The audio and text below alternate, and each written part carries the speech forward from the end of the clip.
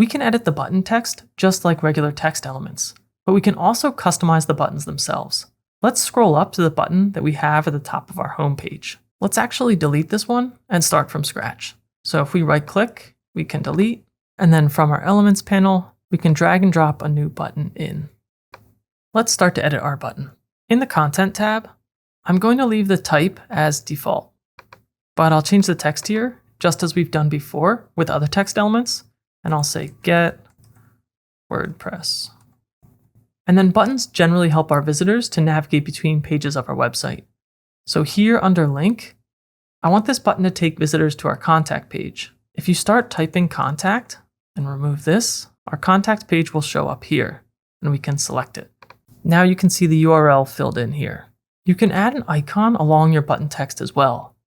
So we can either upload an icon, or if you click on the icon library, there are already a few from Font Awesome that we can look at. If we click on the Font Awesome brands library and search for WordPress, we actually have a few. So let's click on this and insert. And back over here, we can change the icon position and we can change the spacing in relation to the text if we'd like. I think I like it on the right.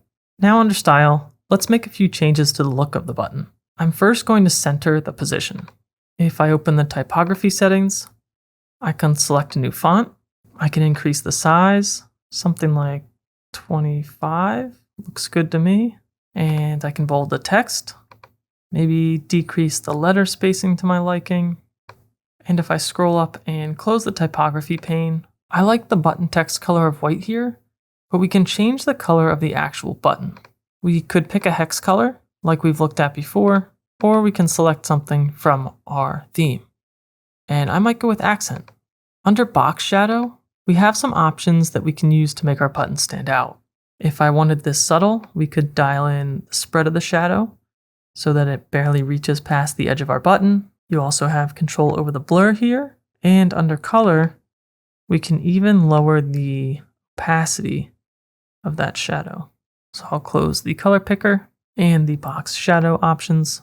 Border radius is how you can round off the sharp corners. So if you take it to the extreme, you can make pretty round buttons here.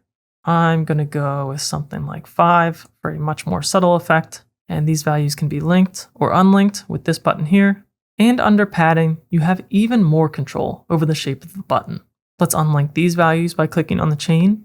And I think something like 15 pixels on top and bottom and 25 on right and left might look nice. Finally, if we select hover up here, we have full control as to how the button will look in the hover state as well. So let's enable the box shadow.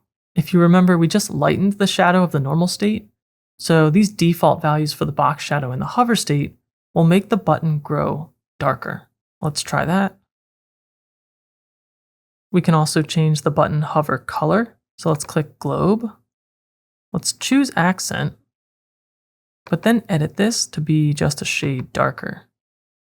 That way when we hover, this accent color gets darker as well.